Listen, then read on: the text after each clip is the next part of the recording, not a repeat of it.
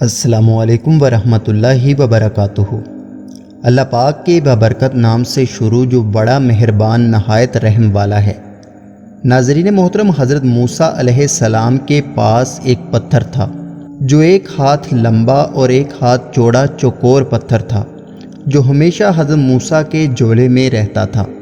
اس مبارک پتھر کے ذریعے حضرت موسیٰ علیہ السلام کے 2 معجزات کا ظہور ہوا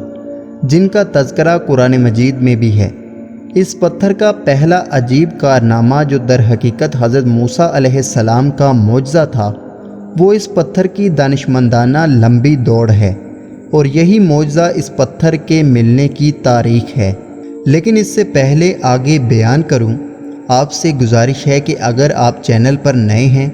تو چینل کو سبسکرائب کر لیں اور ویڈیو کو لائک اور کمنٹ ضرور کریں،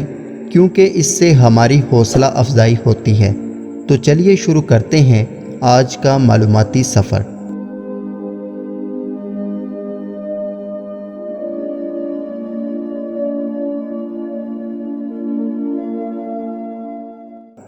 ناظرین محترم، بنی اسرائیل کا یہ عام دستور تھا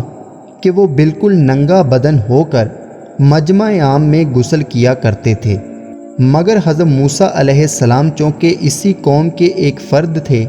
اور اسی ماحول میں پلے بڑے تھے، لیکن اللہ پاک نے آپ کو نبوت اور رسالت کی عظمت سے سرفراز فرمایا تھا، اس لیے آپ کی عصمت نبوت بلا اس حیا سوز بے غیرتی کو کب گوارا کر سکتی تھی۔ آپ بنی اسرائیل کی اس بے حیائی پر سخت نالاں اور انتہائی بیزار تھے، اس لیے آپ ہمیشہ یا تو تنہائی یا تہمت پہن کر غسل فرمایا کرتے تھے۔ بنی اسرائیل نے جب دیکھا کہ آپ کبھی بھی ننگے ہو کر غسل نہیں فرماتے تو ظالموں نے آپ پر بہتان لگا دیا کہ آپ کے بدن کے اندرونی حصے میں یا تو برس کا سفید داغ ہے یا کوئی ایسا عیب ضرور ہے جس کو چھپانے کے لیے یہ کبھی برہنہ نہیں ہوتے، اور ظالموں نے اس تہمت کا اس قدر اعلان اور چرچا کیا کہ ہر کوچے اور بازار میں اس کا پروپیگنڈا پھیل گیا۔ اس مکروہ تہمت کی شورش کا حضرت موسیٰ علیہ السلام کے قلب نازک پر بڑا صدمہ گزرا اور آپ بڑی پریشانی اور اذیت میں پڑ گئے۔ اب اللہ تعالیٰ اپنے کلیم کے رنج و غم کو بلا کیسے گوارا کرتے اور اپنے ایک برگزیدہ رسول پر ایک عیب کی تہمت بلا کیسے پسند کرتے، تو اللہ تعالیٰ نے آپ کی برائت اور بے عیبی ظاہر کر دینے کا ایک ایسا ذریعہ پیدا فرما دیا جس سے بنی اسرائیل کے پروپیگنڈے اور ان کے شکوک و شبہات کے بادل چھٹ گئے اور آپ کی برائت اور بے عیبی کا سورج روشن و اشکار ہو گیا۔ اور وہ یوں ہوا کہ ایک دن آپ پہاڑوں کے دامنوں میں چھپے ہوئے ایک چشمے پر غسل کے لیے تشریف لے گئے، اور یہ دیکھ کر کہ یہاں دور دور تک کسی انسان کا نام و نشان نہیں، اس لیے آپ اپنے تمام کپڑوں کو ایک پتھر پر رکھ کر اور بالکل برہنہ ہو کر غسل فرمانے لگے۔ غسل کے بعد جب آپ لباس پہننے کے لیے پتھر کے پاس پہنچے تو کیا دیکھا کہ وہ پتھر آپ کے کپڑوں کو لیے سرپٹ بھاگا چلا جا رہا ہے۔ یہ دیکھ کر حضرت موسیٰ علیہ السلام بھی اس پتھر کے پیچھے پیچھے دوڑنے لگے اور فرمانے لگے، اے پتھر میرا کپڑا، اے پتھر میرا کپڑا، مگر یہ پتھر برابر بھاگتا رہا،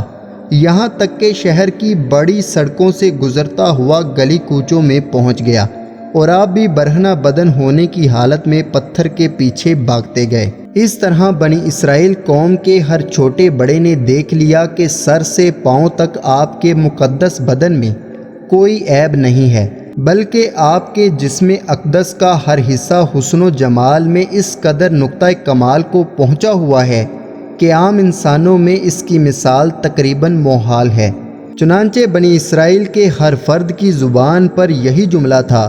کہ خدا کی قسم حضرت موسیٰ علیہ السلام بالکل ہی بے عیب ہیں۔ جب یہ پتھر پوری طرح حضرت موسیٰ کی برائت کا اعلان کر چکا تو خود بخود ٹھہر گیا۔ آپ نے جلدی سے اپنا لباس پہن لیا اور اس پتھر کو اٹھا کر اپنے جولے میں رکھ لیا۔ اللہ تعالیٰ نے اس واقعے کا ذکر قرآن مجید میں اس طرح بیان فرمایا ہے کہ اے ایمان والو، تم ان لوگوں کی طرح مت ہو جاؤ جنہوں نے تہمت لگا کر حضرت موسیٰ علیہ السلام کو دکھ دیا تھا تو اللہ تعالیٰ نے حضرت موسیٰ کو بری فرما دیا اس بات سے جو انہوں نے کہی، اور وہ اللہ کے نزدیک بہت آبرو والے ہیں۔ اس پورے واقعے کا پورا حوالہ کتاب کے ساتھ میں نے شروع اور آخر میں دے دیا ہے، اس لیے اگر کوئی خود مطالعہ کرنا چاہتا ہے تو کر سکتا ہے۔ انشاءاللہ اگلی ویڈیو میں اس پتھر کے دوسرے معجزے کو بھی بیان کیا جائے گا۔ اللہ حافظ، السلام علیکم۔